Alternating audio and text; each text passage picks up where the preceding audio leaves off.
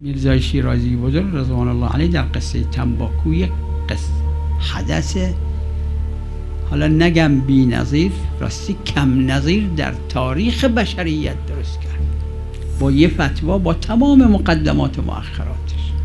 400,000 خبرای انگلیس را از ایران بیرون کرد. اینجور که نوشتن، خیلی هم کشته داد.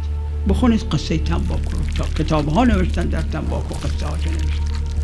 و همون وقت خود انگلیسی ها یه عده رو تشویق کرده بودن که بگن این میرزا حسن شیرازی، میرزای بزرگ، این خودش انگلیسیه. خود انگلیسی ها اینا قرار دادن که این کارو بکن. مخصوصا جوانه های غیور بخونید این تاریخ ها رو، این تاریخ ها رو بخونید، کلا سرتون نره.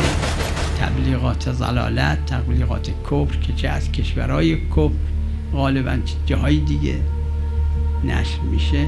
اقلا قاصر باشید، مقصر نباشید.